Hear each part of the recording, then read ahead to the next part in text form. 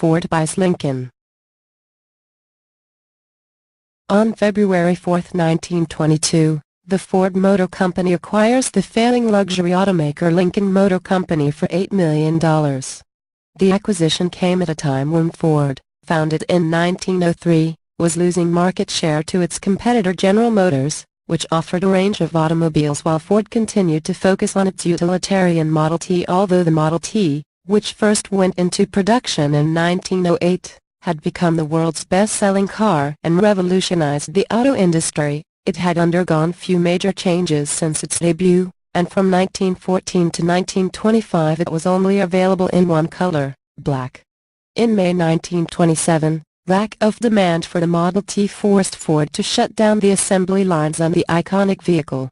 Later that year, the company introduced the more comfortable and stylish Model A car whose sleeker look resembled that of a Lincoln automobile.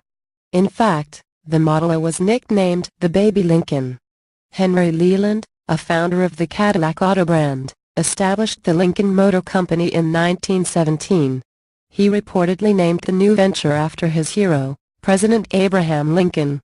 Facing financial difficulties, Lincoln was purchased by Ford in 1922.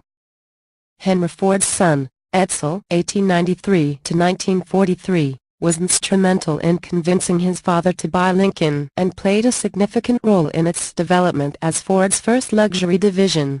Edsel Ford had succeeded his father as company president in January 1919, after the elder Ford resigned following a disagreement with a group of stockholders. However, father and son soon managed to purchase the stock of these minority investors and regain control of the company.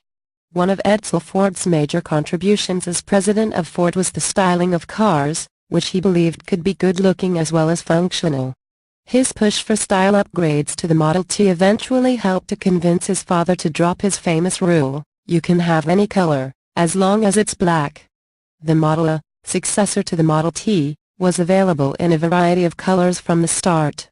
In the 1930s, Ford's Lincoln division introduced its popular Zephyr model, which was inspired by the Burlington Zephyr, a streamlined, diesel-powered express train that debuted amid great fanfare in 1934 and featured an engine built by General Motors.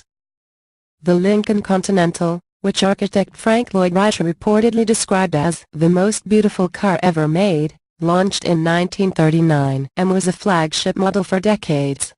President John Kennedy was riding in a 1961 Lincoln Continental when he was assassinated in Dallas, Texas, in 1963. Other leading Lincoln models over the years have included the Town Car, a full-size luxury sedan released in the 1980s, although Henry Ford had a custom-built vehicle called a Town Car in the 1920s, and the Navigator, a full-size luxury sport utility vehicle that launched in the late 1990s.